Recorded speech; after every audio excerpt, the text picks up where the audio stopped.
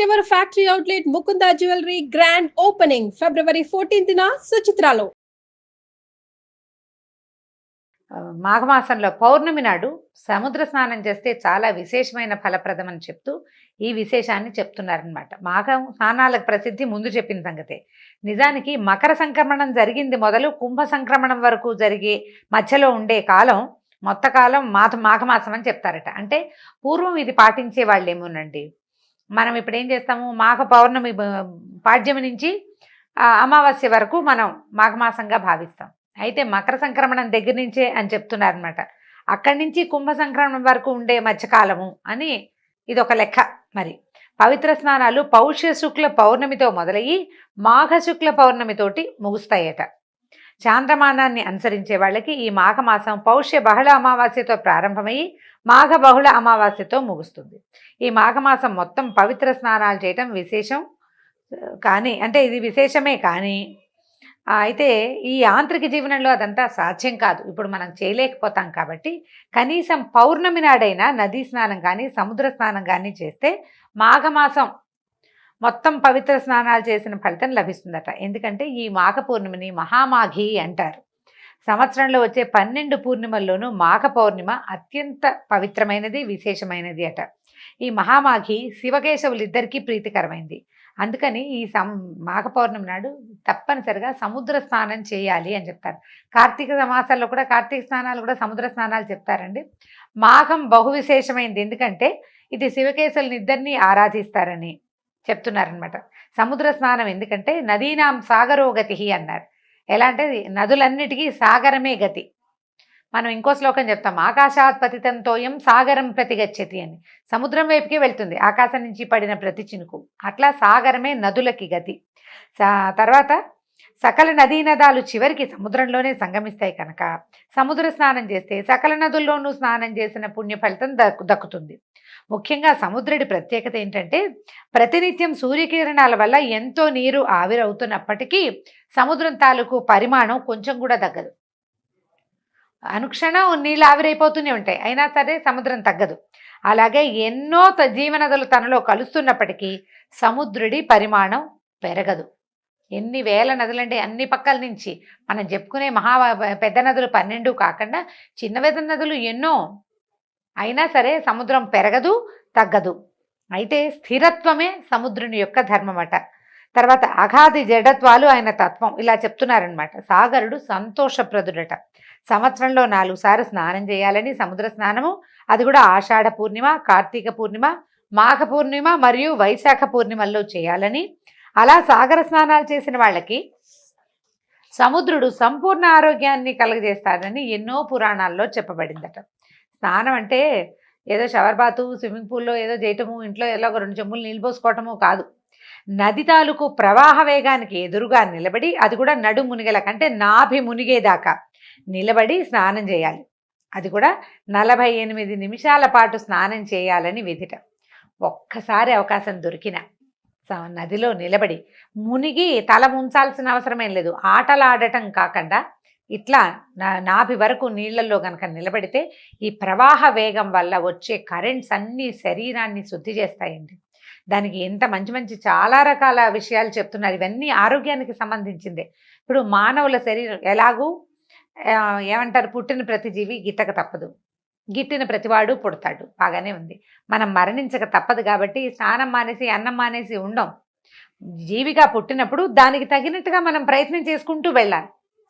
ఎప్పుడు మన జీవుడికి కాలం పూర్తవుతుందో ఆనాడు వెళ్ళిపోతాం. అప్పటి వరకు మనం చేయవలసిన ప్రతి పని, ప్రతి విధి అన్నీ చేసి తీరవలసింది. అవి సజావుగా చేస్తే ఇహలోకంలో ఇక్కడ జీవితం ప్రశాంతంగా ఉంటుంది. ఆరోగ్యం లేకపోతే ప్రశాంతత లేదు. ఆరోగ్యం వల్ల ఎక్కువ ప్రశాంతత లభిస్తుంది. అందుకని ఈ విధి విధానాలన్నిటిని మనం పాటిస్తూ ఉంటే కనుక ఇబ్బందులు లేకుండా ఉంటాము. ఆరోగ్యము తెచ్చిస్తుంది, పవిత్రత సాధించగలుగుతాము, కొన్ని పాపాలు పోగొట్టుకోగలుగుతాము. దానివల్ల ఏంటంటే తర్వాత జీవితాలు ఇంకా బాగుంటాయని చెప్తారు. సూర్యోదయ కాలం నుంచి, అంటే ఇది ఎప్పటి నుంచి చాదస్తం అదని అనుకోకూడదట. సూర్యోదయ కాలం నుంచి సూర్యాస్తమయం వరకు ప్రసరించే సూర్యకిరణాల్లోని విద్యుత్ శక్తిని నదీ జలాలు, సాగర జలాలు తమలో నిక్షిప్తం చేసుకుంటాయి. ఈ స్నానం కూడా ఎప్పుడు చేయమంటున్నారు, సూర్యోదయానికి 1.5 గంట ముందు కాలంలో చేస్తే చాలా మంచిదట. ఎందుకంటే ఇది సైన్సే, చాదస్తం ఏం కాదు. నీటిలో విద్యుత్ శక్తి ఉందని మనకు తెలుసు, కరెంట్ ఉంది కదా నీళ్ళలో, మనం అదేగా ఇప్పుడు వాడుకుంటున్నాం. అయితే ఈ సైన్స్ గిన్స్ ఏమీ పుట్టలేదు, మనం కరెంటు తీయటం నేర్చుకోకముందే మన పెద్దవాళ్ళు చెప్పారు. బ్రాహ్మీ ముహూర్తాన్ని నదీ స్నానానికి అనుకూలమైన సమయంగా నిర్ణయించారు. సముద్రుడు, నదులు, జలాలు, నీరు ఇట్లా శక్తిని తీసుకుంటాయి. అప్పుడు ఇంకొక ఏం చేస్తారు, సాయంకాలం అయ్యేసరికల్లా, అంటే సూర్యుడు చంద్రుడు ఇద్దరి గురించి చెప్తున్నారు. తన వెండి వెలుగులతో జగతిని జ్యోత్స్నామయం చేసేటువంటి చంద్రుడు తన కిరణాల్లోని అమృతత్వాన్ని, ఔషధ విలువల్ని నదీ జలాలకి అనుగ్రహిస్తాడు. నీటిలో ఉండే ఈ అద్భుత శక్తులు తిరిగి సూర్యకిరణాలకు పరావర్తనం చెంది అంతరించిపోతాయి. అందుకని సూర్యోదయానికి పూర్వమే స్నానం పూర్తి చేయాలనే నియమాన్ని విధించారు పెద్దలు. ఇంట్లో చేసినా పర్వాలేదు అని అమెండ్మెంట్లు, అంటే సర్దుబాట్లు ఏవో చెప్తున్నారు, కానీ వాకిట్లో బయట చంద్రుడు కనపడే చోట, వాపి కూపు తటాకాదుల్లో, సరస్సుల్లో, తర్వాత నదిలో, సముద్రంలో చేయమనేది. ఎందుకంటే ఆ వాటర్, నీరు తీసుకున్నటువంటి కరెంట్స్, నీటిలో ఉండే కరెంట్స్, ఈ చంద్రకిరణాల వల్ల నీటికి కలిగినటువంటి ఔషధ తత్వాలు, అవన్నిటినీ మనం తీసుకోగలుగుతాం. సూర్యుడు వచ్చేసరికల్లా చంద్రుడి వల్ల వచ్చిన ఔషధ గుణం తగ్గిపోతుంది. సూర్యుడి వల్ల వచ్చేది వస్తుంది, అది వేరే కథ. ఇది చంద్రుడి వల్ల వచ్చినటువంటి అమృతత్వం, ఆరోగ్యము, మానసికమైన ప్రశాంతత చంద్రుడి వల్లే వస్తుంది. చంద్రమా మనసో జాతః అని చెప్తారు. చంద్రుడు మనఃకారకుడు, మనసు నుంచి పుట్టాడు, మనఃకారకుడు. ఆ చంద్రమా కిరణాలు పడినటువంటి నీటితో స్నానం చేస్తే మనసు కూడా ప్రశాంతంగా అవుతుంది. అయితే ఈ నడుము నమూను వరకే ఎందుకు మునగాలండి, పైదాకా ఇక్కడ దాకా గొంతు కంఠస్నానం, కంఠవంతం దాకా ఎందుకు? కంఠస్నానం అంటే వేరే కదండి. తలస్నానం అంటే ఒంటి మీద పోసుకునే నీళ్ళని కంఠస్నానం అంటారు, తల తడపకుండా చేసేదాన్ని.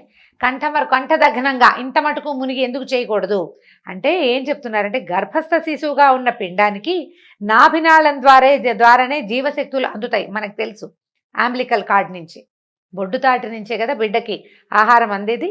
ఇది ఎవరు కాదనలేని సత్యం. అయితే నదీ సాగర జలాల్లో నిక్షిప్తమైన ఉన్నటువంటి సౌరశక్తి, సోమశక్తి అంటే సూర్యచంద్రుల యొక్క శక్తులు, వాటిని నీ నాభి నుంచే శరీరం గ్రహిస్తుందట. అందుకని నాభి మునిగే వరకు నదిలో నిలబడి స్నానం చేయాలి. సముద్రానికి ప్రవాహం లేకపోయినప్పటికీ ఉత్తుంగ తరంగాలు తమ తాకిడితో ఆ శక్తులని, అంటే సముద్రానికి ఎలా ఉంటుంది, ప్రవాహం అలా కదులుతూ వెళ్ళదు, కానీ ముందుకు వస్తూ ఉంటుంది కదా, ఈ తరంగాల వల్ల ఆ కరెంట్ వస్తుందట మనకి, ఆ శక్తిని శరీరానికి అందిస్తుంది. కాబట్టి సముద్రుని పూజిస్తూ చేసే ఈ 4 స్నానాల్లో మాఘ పూర్ణిమ స్నానం చాలా ముఖ్యమైనది. వీలు కుదిరితే చేద్దాం. సముద్రము, నదులు అందుబాటులో లేని వాళ్ళ పరిస్థితి ఏమిటి అంటే, అప్పుడు బావుల దగ్గర కానీ, చెరువుల దగ్గర కానీ గంగా, సింధు, కావేరి, కృష్ణ, గౌతమి పేర్లు స్మరిస్తూ స్నానం చేస్తే ఆయా నదుల్లో స్నానం చేసిన ఫలితం కూడా లభిస్తుంది. దేనికైనా భక్తి ప్రధానం. అది లేకపోయాక కాకిలాగా 10 సార్లు స్నానం చేసినా ఎంతసేపు నీళ్ళలో మునిగి బయటకు వచ్చి ఒళ్ళు దులుపుకుంటూ ఉంటుంది. కాకి నీళ్ళ కింద తల పెడుతుంది, మళ్ళీ ఒళ్ళు దులుపుకుంటుంది. ఏమి ప్రయోజనం లేదు. కర్రలు తేలుతూ ఉంటాయి నదులు నీళ్ళల్లో, ఏం ప్రయోజనం? ఏముండదు, ఊరికే కర్ర నాంతుంది, కాకి తడుస్తుంది అంతే. అలా కాదు, శ్రద్ధతోటి భక్తితోటి చేస్తే ఇంకా మంచి ఫలితం లభిస్తుంది. లేకపోయినా తడిపే, తడవటం వల్ల వచ్చేది వస్తుంది. రావాల్సిన పూర్తి స్థాయి ఫలితం భక్తి వల్లే వస్తుంది. మాఘ పూర్ణిమ యొక్క స్నాన ఫలితం చెప్తున్నారండి, కొన్ని చిన్న వాక్యాల్లో చెప్పేస్తున్నారు. ఇంట్లోనే వేడి నీళ్ళు స్నానం చేస్తే మాఘంలో 6 సంవత్సరాలు శుభ్రంగా స్నానం చేసిన ఫలితం ఆ నెల రోజుల్లోనే లభిస్తుందట. బావి నీళ్ళతో స్నానం చేస్తే 12 సంవత్సరాల పుణ్యస్నాన ఫలితం వస్తుంది. చెరువులో స్నానం చేస్తే 24 సంవత్సరాల పుణ్యస్నాన ఫలితం లభిస్తుంది. సాధారణ నదిలో స్నానం చేస్తే 96 సంవత్సరాల పుణ్యస్నాన ఫలితం లభిస్తుంది. పుణ్యనదీ జలాలలో స్నానం చేస్తే 9600 సంవత్సరాల పుణ్యస్నాన ఫలితం లభిస్తుంది. ఇది కాకుండా నదీ సంగమ స్థానాలు ఉంటాయి కదా, నదులు సంగమించేవి, నదులు సముద్రంతో సంగమించేవి, అట్లా ఈ 2 నదులు కలుస్తాయి కొన్ని చోట్ల. అలాంటి చోట స్నానం చేస్తే 38,400 సంవత్సరాల పుణ్యస్నాన ఫలితం లభిస్తుందట. గంగా నదిలో స్నానం చేస్తే 3,84,00,000 సంవత్సరాల పుణ్యస్నాన ఫలితం ఉంటుంది. వీటన్నిటితో పాటు ఇవన్నీ కాకుండా ప్రయాగలోని త్రివేణి సంగమంలో 3 నదులు, గంగా, యమున, సరస్వతి, ఆ 3 నదుల సంగమంలో స్నానం చేస్తే గంగలో స్నానం చేసిన దానికంటే 100 రెట్ల అధికమైన ఫలితం లభిస్తుందట.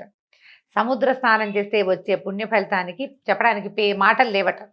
అంత పుణ్యం వస్తుంది, అంత అమోఘమైన ఫలం ప్రసాదిస్తుంది సముద్ర స్నానం. ఈ మాఘమాసం మొత్తం పవిత్ర స్నానాలు చేయడానికి వీలు కుదరకపోతే చివరి 3 రోజులైనా స్నానం చేసి పవిత్ర స్నానాన్ని చేస్తే మంచి ఫలితాన్ని పొందొచ్చు. ఈ చివరి 3 రోజుల స్నానాలని అంటే పౌర్ణమి, త్రయోదశి, చతుర్దశి, పౌర్ణమి కదా, అమావాస్య, చతుర్దశి త్రయోదశి అన్నమాట. పౌర్ణమి వెళ్ళిపోయిన తర్వాత చివరి రోజులు ఇంకా 3 రోజుల్లో నెల ముగిసిపోతుంది అనగా చేస్తే అంత్యపుష్కరిణి స్నానం అంటారట దీన్ని. అప్పుడు ఆ ఫలితం లభిస్తుంది. సాధారణ స్నానం శరీర మలినాల్ని పోగొడితే మాఘమాసం మనసులోని మాలిన్యాన్ని పోగొట్టి మాధవుని సన్నిధికి చేర్చే స్నానంగా పరిణమిస్తుంది. అయితే దేవుణ్ణి భగవంతుడిని చదువుకోవాలి, నిశ్శబ్దంగా మౌనంగా స్నానం చేయాలి, కబుర్లు చెప్పుకోకూడదట. కబుర్లు చెప్పుకోకూడదు. నదికి వెళ్ళి కేరింతలు కొడుతూ ఆటలాడుతూ ఒకళ్ళ మీద ఒకళ్ళు నీళ్లు చల్లుకుంటూ అలా చేయకూడదు, ఆడకూడదు. తర్వాత స్నానం అయిన తర్వాత ఆ సూర్యుడికి అర్ఘ్యప్రదానం చేయాలి, దండం పెట్టుకోవాలి. ఏం చెప్తామంటే, ఓ పరంజ్యోతి స్వరూపుడా నాయన ప్రత్యక్ష నారాయణమూర్తి, నీ తేజస్సుతోటి నా పాపాలన్నీ 1000 తునాతునకలై రకలైపోయి ఈ నీళ్లలోనే పడి నశించిపోవాలి. నాలో ఉన్న అనారోగ్యం, శారీరక మానసిక అనారోగ్యాలు కూడా నశించిపోవాలని సూర్యుడికి అర్ఘ్యం ఇస్తూ దండం పెట్టుకోమంటున్నారు. దీని తర్వాత పితృదర్పణాది నిత్యకర్మలుంటే పూర్తి చేసుకుని ఇష్టదైవాన్ని ఆరాధించాలి, దాన ధర్మం చేయాలి. వస్త్రాలు, కంబళి అంటే దుప్పటి, పాదరక్షలు, గొడుగు, తైలము, నెయ్యి, తిలపూర్ణ ఘటము, నువ్వులతో నింపినటువంటి పాత్ర, బంగారము, అన్నము మొదలైనవి దానం చేస్తే మహాపుణ్య ఫలితం లభిస్తుందట. చేయగలిగే సామర్థ్యం ఉన్నవాళ్ళు గనక అవకాశం ఉంటే నేతితో తిలహోమం చేస్తే మరింత పుణ్యం వస్తుందట. మామూలుగా తిలలు చాలా మంచివి, కానీ ఏమంటే నువ్వులు ముట్టుకోకూడదని అలా అనుమానాలు ఉంటాయండి. శనివారం ముట్టుకోకూడదు, శుక్రవారం ముట్టుకోకూడదు, చాలా ఉంటాయి. సాక్షాత్తు శనేశ్వర స్వరూపం అని అదని భావిస్తాం. అలా అది చాలా తప్పట. విష్ణుమూర్తి యొక్క స్వేద బిందువులే తిలలట. తిల ఎట్లా జన్మించిందంటే విష్ణుమూర్తి యొక్క స్వేద బిందువు నుంచి జన్మించిందట. సాక్షాత్ విష్ణు రూపాలు, ఈశ్వర ప్రతీకాలు. అందుకని శివుడికి ఏం చేస్తారు, ఏకాదశి రుద్రాభిషేకం చేసేటప్పుడు తిలలతోటి అభిషేకం చేస్తారు. ఒక అభిషేకం తిలలతోటి చేస్తారు. తిలలకు అంత విశిష్టమైన స్థానం ఉంది. అయితే ఈ మాఘమాసాలు ఏం చెప్తారంటే, ఈ నెల రోజులు 1 వంతు చక్కెర, 3 వంతులు తిలలు అంటే 3 స్పూన్లు నువ్వులు కనుక వేస్తే కాస్త వేయించి ఓ స్పూన్ పంచదార వేసి దాన్ని కొద్దిగా గ్రైండ్ చేసి నువ్వుల పొడి అది ఎవరికైనా పెట్టడం, అది ప్రసాదంగా పనిచేస్తుంది అనమాట. విష్ణుమూర్తికి నివేదన చేయటము, ఆ తర్వాత ప్రసాదంగా పంచిపెట్టమంటున్నారు. తిలపాత్ర దానం చేయటం కూడా చాలా మంచిది. అంటే ఒక చిన్న రాగి పాత్ర తీసుకుని నిండా తిలలు, నువ్వులు పోసి పైన ఒక చిన్న బంగారపు నలుసు పెట్టమంటున్నారు. శక్తి అనుసారం ఇప్పుడు గ్రాము కూడా పెట్టలేని పరిస్థితికి వచ్చేసామండి మనం. బోళ్ళంత ఖరీదైపోయింది. పెట్టగలిగితే పెట్టటము, లేదా ఒక పండు తాంబూలం పెట్టి ఎవరికైనా ఇవ్వండి అని చెప్తున్నారు. తిలపాత్రని బ్రాహ్మణుడికి దానం చేస్తే మనోవాంఛితం నెరవేరుతుందట. ఇది జాతకరీత్యా ఏమైనా శని దోషము, పీడ అవన్నీ ఉంటే అవి నశిస్తాయట. ఆఖరి మాట ఏం చెప్తున్నారంటే, మాఘమాసం నెల రోజులు పవిత్ర స్నానాలు చేయాలని, ముఖ్యంగా మాఘ పౌర్ణమి నాడు సముద్ర స్నానం చేయాలని చెప్పుకున్నాం కదా. పూర్ణిమకి సముద్రానికి సంబంధం ఏమిటి అనేది చివరి 2 వాక్యాల్లో చెప్తున్నారు.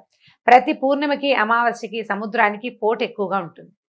పౌర్ణమి దైవ సంబంధమైన తిథి, అమావాస్య పితృదేవతలకు సంబంధించిన విధి. అందుకని ఈ 2 పుణ్యతిథుల్లోనూ సముద్ర స్నానం చేయాలని శాస్త్ర నియమం. ఇది కూడా మళ్ళీ చీకటి పడ్డాక చేయకూడదండి, వెలుగుండగానే చేయాలి. మామూలుగానే సాయంకాలాలు సముద్రాలకి ఆటుపోట్లు ఎక్కువ అవుతాయి. పౌర్ణమి, అమావాస్యల్లో పోటు అవి ఎక్కువ ఉంటుంది అనమాట. వేగం పెరిగిపోతుంది. చంద్రోదయం అయ్యేసరికల్లా సముద్ర వేగం పెరిగిపోతుంది అనమాట. ఆ సమయంలో చేయకూడదు. పౌర్ణమి రోజుల్లో సాయంకాలాలు చీకటి పడ్డాక ఎప్పుడు సముద్ర తీరాల్లో ఉండటం ఏమంత మంచిది కాదు. మన పాత పెద్దవాళ్లే చెప్పేవాళ్ళు, ఇప్పుడు అసలు మంచిది కాదు. కాబట్టి పగటి వేళల్లోనే చేయాలి. జ్యోతిశాస్త్ర రీత్యా పూర్ణిమ తిథి నాడు రవిచంద్రులు ఒకరికొకరు సమసప్తక కేంద్రగతులై పరస్పరం వీక్షించుకుంటారు. వాళ్ళిద్దరూ కరెక్ట్గా ఒక యాంగిల్లో కలుస్తారనమాట. ఆ తర్వాత అమావాస్య నాడు రవిచంద్రులు కూడా ఒకే కేంద్రంలో ఉంటారు. కాబట్టి ఇది వాళ్ళిద్దరికి ఉన్న సంబంధం. సూర్యుడు చంద్రుడు ఉన్న సమయంలో గనక సముద్ర స్నానం ఆ రోజుల్లో కనుక చేస్తే ఆ ఇద్దరి తాలూకు ఫలితం లభిస్తుందని చెప్తూ వశిష్ఠ మహర్షి ఈ కథని, ఈ విషయాన్ని మన దిలీప మహారాజుకు తెలియజేశారు. ఈ సందర్భంలో ఈ గంగా స్నానము, సముద్ర స్నానము లేదా గంగా సముద్రంలో కలిసే చోట స్నానం చేయటం ఫలితాన్ని గురించి చెప్తూ వశిష్ఠ మహర్షి ఒక విశేషమైన కథని దిలీప మహారాజుకు తెలియజేస్తున్నారు. అది ఏమిటట కథ? పూర్వము గృత్స్నమధుడనే మహర్షి జన్హు మహర్షి వీళ్ళిద్దరూ కలిసి మాట్లాడుకుంటున్నారట. మాఘమాస వ్రతం చేయటం వల్ల మనుషులకి జ్ఞానము, మోక్షము కలుగుతుందా అని అడిగితే కనుక జన్హు మహర్షి ఏం చెప్పారంటే, పూర్వం మాఘమాస వ్రతం ఆచరించడం వల్ల ప్రాణికి ఇహలోక పరలోక సుఖాలు కలుగుతాయి, వాళ్ళ కష్టాలు తీరుతాయి అని చెప్పి ఇలా చెప్పేవాళ్ళు పెద్దలు. అయితే సంతుష్టుడైన మానవుడు ఇంకా హరికి ప్రీతికరమైన వ్రతాలను కూడా చేసి జ్ఞాని ఏ సత్కర్మల్ని ఆచరించి ముక్తిని పొందుతాడు. మనం పెద్దవాళ్ళు చెప్తారు, మనం తెలుసుకుని ఏం చేస్తాము, పెద్దవాళ్ళు చెప్పారు కదా, ఏదో ఎన్నో కొన్ని ఆచరిస్తూ ఉంటాం కదా. అలా ఆచరించినటువంటి ఒక బ్రాహ్మణుని కథ చెప్తాను చూడమన్నాడు. ఏంటట, పూర్వం గంగా తీరంలో ఒక బ్రాహ్మడు ఉండేవాట. ఆయన వేదాంగాలు చదువుకున్నాడు. ఉత్తమశీలుడు, ఆచారవంతుడు, బహుబుద్ధిమంతుడు. నీతి, దయ, జ్ఞానము, ఇంద్రియజయము అన్నీ ఉన్నాయి ఆయనకి. ఈయనకి చక్కగా ఉత్తమురాలైన ఒక భార్యమణి కూడా ఉంది. కానీ సంతానం లేదు చాలా సంవత్సరాల కాలం పాటు. అయ్యేసరికల్లా ఏ లోటు లేదు, కానీ ఇక పిల్లలు లేకపోతే ఎట్లాగా. అందుకని ఏం చేశాడంటే, గుణవంతుడైన ఒక్క పుత్రుడు కలిగినా చాలు, మనకు పిల్లలు కలగలేదని ఆవిడ చాలా విచారపడుతూ ఉండేట. మన వంశం ముందుకెళ్ళదా అని ఆయన దిగులు పడేవాడు. ఇక నేను అమ్మ అని పిలిపించుకోలేనా అని తల్లి బాధపడుతూ ఉండేది, ఆవిడ కూడా, ఆయన భార్య కూడా. అయితే ఏమనుకున్నారంటే, ఒకళ్ళతో ఒకళ్ళు మాట్లాడుకుంటూ ఆవిడంది, ఎవరైనా పెద్దవాళ్ళని అడుగుదాము, సంతానం కలగటానికి ఏదైనా ఒక సలహా తీసుకుని చేస్తే బాగుంటుంది అనేసరికల్లా, సరే బాగా ఆలోచించుకుని వీళ్ళు ఏం చేశారంటే, శ్రీమన్నారాయణమూర్తిని గురించి తపస్సు చేద్దామని భావించారు. పూర్వము మృకండ మహర్షి విష్ణుమూర్తిని అంటే ప్రార్థన చేసే కదా సంతానాన్ని పొందాడు. సంతానాన్ని ఎట్లా పొందాడు? విష్ణుమూర్తిని కాబట్టి ప్రార్థన చేశాడు. ఆయన ప్రార్థనకే ఆయనకి సంతానం కలిగింది. తర్వాత ఆ పిల్లవాడు మార్కండేయుడు అయ్యాడు, చిరంజీవి అయిపోయాడు కదా. కాబట్టి ఈ అవకాశాన్ని చూసుకుని మనం కూడా ఏదైనా తపస్సు చేద్దామని భావించారట. బ్రాహ్మడు అష్టాక్షరి జపం చేస్తూ విష్ణుమూర్తిని మనసులోనే నిలుపుకుని తీవ్రమైన తపస్సు చేశాడు. కొంతకాలానికి స్వామి ప్రత్యక్షమయ్యాట. చక్కగా వనమాలను ధరించి, శంఖచక్రాదులు ధరించి, మెడలో వనమాల, శంఖచక్రాలు ధరించి చతుర్భుజుడైన మహావిష్ణువు ఇతని ముందు ప్రత్యక్షమయ్యాట. ఈయన ఎలా ఉన్నాడంటే, మకర కుండలాలతోటి ధగధగాయమానంగా ఉన్నాడు. మా స్వామి మహాసౌందర్యవంతంగా ఉన్నాడు. అయితే లక్ష్మీ సమేతుడై గరుడారూఢుడై ఇక్కడికి వచ్చాడట. వచ్చినా సరే ఆయన తపస్సులో మునిగిపోయాడు. విష్ణుమూర్తి వచ్చి నుంచున్నా ఒళ్ళు తెలియటలేదు ఆయనకి. అప్పుడు ఆయన నవ్వుతూ, విప్రా, నేను నీకు వరాన్ని వేయడానికి వచ్చాను, లేచి కళ్ళు తెరువు, నీకేం వరం కావాలో కోరుకోమన్నాడు. అప్పుడు ఈయన, అయ్యా నాకు ఒళ్ళు తెలియటం లేదు అని చెప్పాడనమాట. అప్పుడు భగవంతుడు ఏమనుకున్నాడంటే, నా కోసం తపస్సు చేశాడు, నేను రాగానే రెడీగా వరం అడిగేసేయాలి, అది కావాలి ఇది కావాలని అడగాలి. అయినా కూడా నిశ్చల చిత్తుడుగా ఉన్నాడు. భగవంతుడి దర్శనం అయినా కూడా ఇంకా ధ్యానంలోనే మునిగి ఉన్న ఈ బ్రాహ్మణుడికి అతను ఏది అనుకుంటే అది ఆ కోరిక తీర్చాలని భావించాడట. భావించి అతన్ని మనసు మరిలేటట్టుగా చేశాడనమాట. మనసు మరిలిపోయేటట్టుగా అతన్ని మాయలోంచి బయటపడేశాడు. ఈ భగవంతుడిని సాక్షాత్కరించినటువంటి విష్ణుమూర్తిని చూసేసరికి ఆ బ్రాహ్మణుడు ఎన్నో స్తోత్రాలు చేశాడు, ఎన్ని శ్లోకాలో చేశాడు, ప్రదక్షిణాలు చేశాడు, ప్రదక్షిణ నమస్కారం చేశాడు, పాదాలు పట్టి వదల్లేదు. స్వామి, ఇంత సులువుగా ప్రత్యక్షం అవుతామని అనుకోలేదు అని చాలా పరిపరి విధాలా ప్రార్థించాడు. ప్రార్థించాక ఆయన అడిగాడనమాట, నాయనా ఏమిటి నీకు, ఏం కోరికుంది, నీకే కావాలి అని అడిగేసరికల్లా ఆయన ఏం అడిగానంటే, నాకు నీ పాదాల మీద నిశ్చలమైన భక్తి, విష్ణుమూర్తి మీద భక్తి కావాలి. విష్ణుమూర్తి పాదాలని అటు ఇటు పోకూడదు, నా దృష్టి వేరే ఇతర దైవాల వైపు వెళ్ళొద్దు. భగవంతుని పట్ల భక్తి నీవు మొదటిది. తర్వాత ఏమో ఇహలోకంలో పరలోకంలో కూడా సద్గతికి కారణమైన పుత్ర సంతానాన్ని ఇచ్చి నాకు ముక్తిని ప్రసాదించు. నాకు గనక సంతానం కలకపోతే నాతో పాటు నా పితృదేవతలు కూడా మలమల మాడిపోతారు, అన్నోదకాలకి ఉండవు, నాకు అన్నోదకాలు ఉండవు, పితృదేవతలకి ఉదకాలు ఉండవు అని అడిగాడు. అడిగేసరికల్లా ఈయన ఏమన్నాడు, నువ్వు కోరినట్టే వరం ఇచ్చాను, నువ్వు చేసిన స్తోత్రం ఎవరైతే చదువుతారో వాళ్ళకు కూడా నీకు ఇచ్చిన వరము వాళ్ళకు కూడా ఇచ్చినట్టే అంత చక్కటి స్తోత్రం చేసావని ఆయన మెచ్చుకున్నాడు. అష్టోత్తర శతనామాలు చెప్పాడట బ్రాహ్మడు. సరే చెప్పి విష్ణుమూర్తి అంతర్ధానం అయిపోయాడు. ఈయన చాలాగా అమ్మయ్య పోగొట్టుకున్న సొమ్ము దొరికిన వాడికి వచ్చినంత సంతోషం వచ్చిందట బ్రాహ్మడికి. ఇక్కడి నుంచి ఈ తపోభూమి నుంచి గబగబా ఇంటికి వెళ్ళిపోయాడు. కొంతకాలానికి ఆయన భార్య గర్భవతి అయింది. ఒక కుమారుడు కన్నాడు, పుట్టాడు. ఎంత చక్కటి వాడోట. పిల్లాడు ఎక్కువగా ఏడ్చేవాడు కూడా కాదు, బహుబుద్ధిమంతుడైన పిల్లవాడు. కాస్తంత 2 ఏళ్ళు 2వ ఏడు వచ్చింది, సంవత్సరం నిండి 2వ ఏడు వస్తే ఒకనాడు నారద మహర్షి వీళ్ళ ఇంటికి వచ్చారట. అయితే ఈ పిల్లాడు కొంచెం అప్పుడే తప్పటడుగులు వేస్తున్నాడు, కొద్దిగా అత్త తాత అంటున్నాడు. నారద మహర్షి పాదాలకు నమస్కారం చేసేసరికి ఆయన పిల్లాడిని ఇట్లా దగ్గరికి తీసుకుని, వీడు ఆయుర్దాయం 12 ఏళ్ళేరా నాయన అని చెప్పాడట. పిల్లాడు 12 ఏళ్ళే బతుకుతాడని చెప్పేసరికి నిర్ఘాంతపోయారు బ్రాహ్మడు భార్య. లేక పుట్టిన పిల్లాడు విష్ణుమూర్తిని ప్రార్థించి తపస్సు చేస్తే ఆయనంతటా ఆయన వరం ఇచ్చాడు. నీ మనసులో ఏదుందో అది నీకు ఇచ్చేస్తానన్నాడు. ఆ ఇచ్చేసిన వరం అల్పాయుష్కుడైన కొడుకైపోయాడే అని ఎంతో ఏడ్చారు. చాలా దుఃఖం. అన్నం సహించేది కాదట. ఎప్పుడూ విచారమగ్నులుగా ఉండేవాళ్ళు. అయితే కొన్నాళ్ళకి ఏమనిపించిందంటే, నేను ఇంత తపస్సు చేసి పిల్లాన్ని పొందితే చివరికి వీడు ఇలాగే ఉంటాడు, విద్యాభ్యాసం చదువు కూడా పూర్తవదు. 8 ఏళ్లకు ఒడుగు చేసి చదువుకు పంపిస్తాము, చదువు ఎక్కడ పూర్తవుతుంది, 12 ఏళ్ళకి అవ్వదు కదా, విద్య కూడా పూర్తి కాకుండా వివాహం కూడా కాకుండా ఇంత చిన్న పిల్లాడే మరణిస్తాడు అనేసరికల్లా అసలు నేను దీన్ని తట్టుకోలేకపోతున్నానని భార్య అంటూనే ఉంది, ఆయనకి అనిపిస్తోంది అనమాట. సరే ఏమనుకున్నారంటే భార్యని ఓదార్చాడు ఆయన, నువ్వు ఉండు, ఇప్పుడు ఈ సమస్య ఎందుకు వచ్చిందో మనం తెలుసుకోవాలి. విష్ణుమూర్తి ఇచ్చిన వరాన్ని నారద మహర్షి వచ్చి కాదని ఎలా చెప్తాడు? కాబట్టి మళ్ళీ ఏం చేద్దామంటే ఎవరైనా సరే పుట్టాక మరణించక తప్పదు, ఇవాళ కాకపోతే రేపు. కానీ ఇలా అల్పాయుష్కుడైన కుమారుణ్ణి భగవంతుడు నాకు ఎందుకు ప్రసాదించాడో మనకు తెలియాల్సిందే. కాబట్టి నేను మళ్ళీ విష్ణుమూర్తి కోసం తపస్సు చేస్తాను, నువ్వు పిల్లాన్ని పెట్టుకుని జాగ్రత్తగా ఉండు. 12 ఏళ్లకి మృత్యు అన్నారు, అప్పటిదాకా ఏం భయం లేదు, నువ్వు పిల్లాడితోటి ఉండమని కొంతమంది శిష్యుల్ని ఆమెకు తోడుగా ఇంట్లో నియమించి ఈయన మళ్ళీ గంగా తీరానికి చేరిపోయాడట. గంగా తీరానికి చేరి అక్కడ నియమనిష్టలతోటి విష్ణుమూర్తిని సర్వోపచారాలతోటి అర్చించి అష్టాక్షరి మంత్రాన్ని జపించడం మొదలుపెట్టాడు. ఇక ఎంత కాలమో తపస్సు చేసేట. మొదటి చేసిన దానికంటే రెండోసారి తపస్సు ఇంకా ఎక్కువ చేశాడు. అయితే అతనికి విష్ణుమూర్తి ప్రత్యక్షమయ్యాడు. ప్రత్యక్షమైన విష్ణుమూర్తి ఏ రకంగా ఈ బ్రాహ్మణ్ణి ఆదుకున్నాడో రేపటి భాగంలో విందాం. అయితే రేపు 15వ రోజు పౌర్ణమి కాబట్టి పౌర్ణిమా స్నాన విధిని విని ఉన్నారు.